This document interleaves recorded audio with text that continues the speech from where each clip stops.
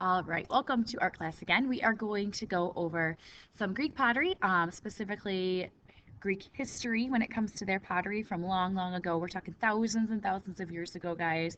Long before electricity, things like that is where we're going to start. We're going to work our way up, not necessarily to modern, but we are going to work our way up slowly but surely to the progression of where they started making different pottery and for different uses. Um, Please make sure at this point you have some sort of writing utensil and a piece of paper in front of you. Again, a writing utensil and a piece of paper. I'm just gonna ask you a few questions as you go through this, so just be prepared to write a few things down. So pause the video right now if you need to go grab that stuff. And if you are ready, we will move on. Otherwise, pause the video and start it back up again once you have your materials.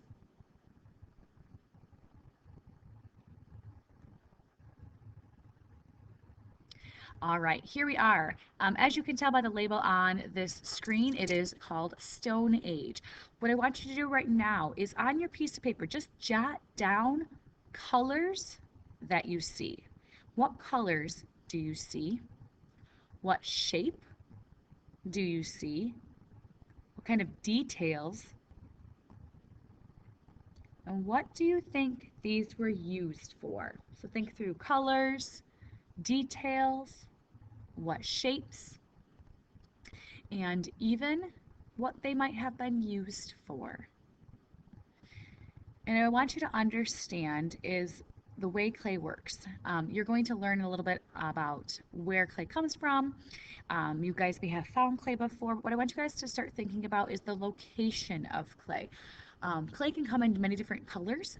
It is based on the dirt color that is available and what it mixes with. So for instance, if you were in New Mexico, Arizona, you're going to have much more of a red dirt there.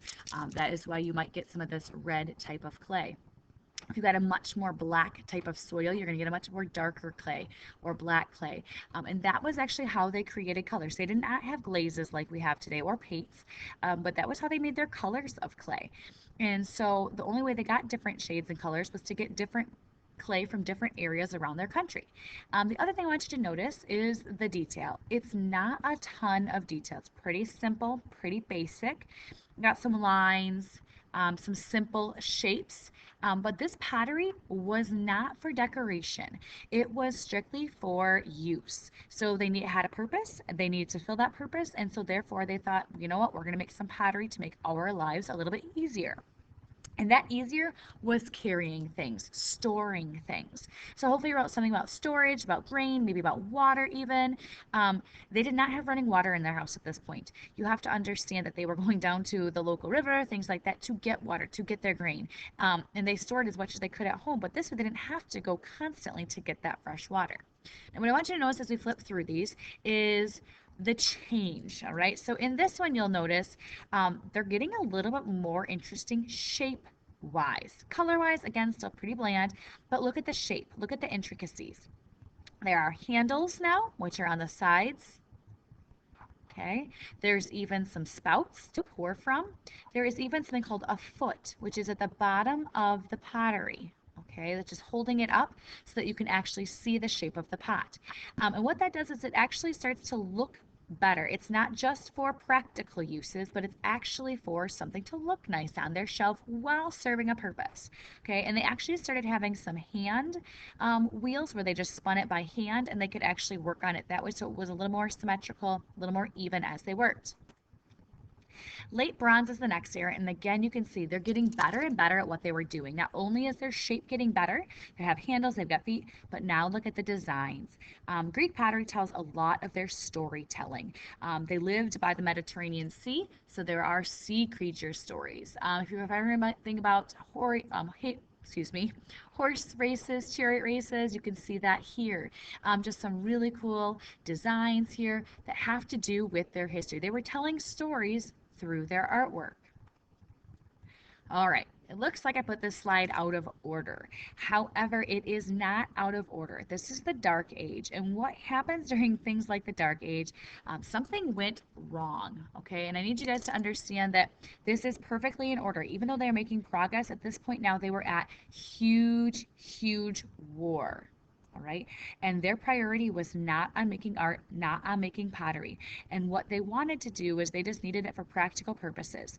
They were strictly just making pottery for use. Everyone else was out on the field, out on the battlefield, preparing for that versus making their artwork and pottery. So they were doing that type of thing instead of actually creating artwork. Now, that doesn't mean it's not going to come back around again, but that was their priority at the time. And that's going to go, show through history in all areas. And thankfully, battles were over. They were ready to move on. And now look at this pottery. Look at the intricate designs, shapes. They've got different kind of feet now at the bottom, different varieties of handles, different handles here. Look at, it's called the geometric. So it's very symmetrical. If I were to divide this right in half, okay, you can see that it's about the same on both sides. It's very symmetrical. A lot of shapes involved in this. Again, still telling stories, but you can tell it's much more detailed than it's ever been. The shapes are much neater, cleaner. It's not just for practical use anymore. It's artwork where they're telling stories, telling about their lives in these pieces. Okay.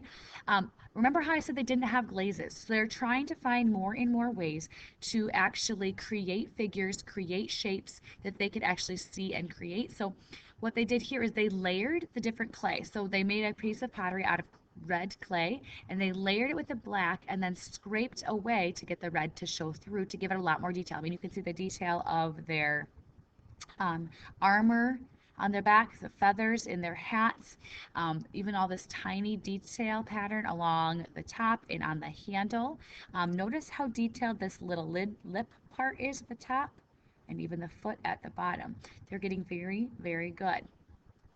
Here they switched it and they figured they could do it even more detailed, where they actually did it in, again, the black figure scraped away and added that on that way. You can see the folds in the cloth here, very, very detailed. And what I have next for you guys to take a look at is, oh, it's not actually showing, so let me see if I can exit out of this for you. But what I have for you is actually a sheet, and there's a sheet in the front of the room. If you want to pause the video to go grab it, you can. Sorry about that, it wasn't on the right spot. But it's a copy of all the different Greek pottery forms. Okay, and the way this looks is you can kind of start to see all the different shapes and what the purposes were for it. Sorry. There we go. And you can see that they're all different for different purposes. And you guys are going to create your own piece of Greek pottery. You're going to choose from these options and you can kind of tweak them, add a handle, take off a handle, change the foot a little bit, but generally speaking, the body of it is going to stay the same. So for instance, when it comes to the alabastron jar right here, it says scent bottle. Okay. What I want you guys to really think about is scent bottle being perfume. Okay. This is a very small jar and each shape or form has a purpose. Notice the neck of this right here, it's very thin and skinny. What I want you guys to understand about that is if it were perfume, perfume is very expensive and you do not need a lot of it. So what if that tipped over? Do you want that whole thing to pour out and stink up your whole house?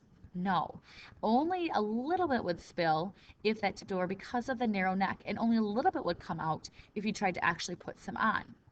Whereas this cauldron has a big opening. You would use that for mixing, or even this mixing bowl right here. You could fit a spoon in, you could turn it, you could mix it. This jug right here has a nice spout to pour from. A drinking cup has a couple handles to hold, so you have some options. That's what you guys are going to be using as a guideline for what you want to create. And as I flip through to the next page, this is your plan. You can come back to this, you can pause on this, you can write this down. I'll have this hung up on the board for you guys to look at, but this is what your plans are going to be. You have to design and figure out what kind of Greek pottery you want to make. So what shape? So back on this last page, you're going to pick one of these shapes, okay? What shape do you want to create? So right here, and you're going to write that down. What designs? And that means just like what might you draw on. They had a lot of different designs to tell different stories. Maybe you want to tell a story about Disney World. Maybe you want to tell a story about baseball. But what designs are you going to include to show us that?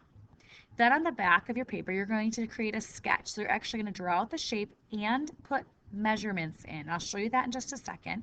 But your minimum is 3 inches tall. The maximum you can make this is 6 inches tall.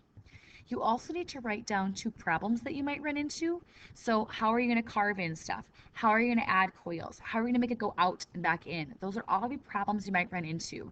And then what 2 solutions might you have for that problem? So what is the solution for carving? What is the solution for making something go in or out? What is the solution if something collapses or you want to make that drinking cup and it gets really narrow? How do you do that? So kind of just brainstorming some ideas before you actually get to that problem. This is the back, and I really wanted to show you guys this particular area. So this is your maybe sketch. I've drawn it out the shape I want. I've added some designs on, but I've also shown some measurements. I said how tall it is. I said how wide it is here, how wide it is here, because that's different how wide it is here. You want to even tell me how tall this section is, and how tall this section is, and how tall this section is, because you're going to go out for that many inches, back in for this many inches, and back out and straight for that many inches. So you really want to make sure you've put in all your measurements before you come to get it approved by me. So really make sure in the plans that you have your shape, what kind of design from that form sheet, what designs you might include to tell your story, a sketch of it with all measurements. Remember, minimum 3 inches tall, maximum 6, and then just 2 problems and 2 solutions you might run into while you're building your pottery. It can be anything. It can be about your designs. It can be about the pottery. It can be about the clay. But what problems might you think you might have? This paper is up in the front of the room.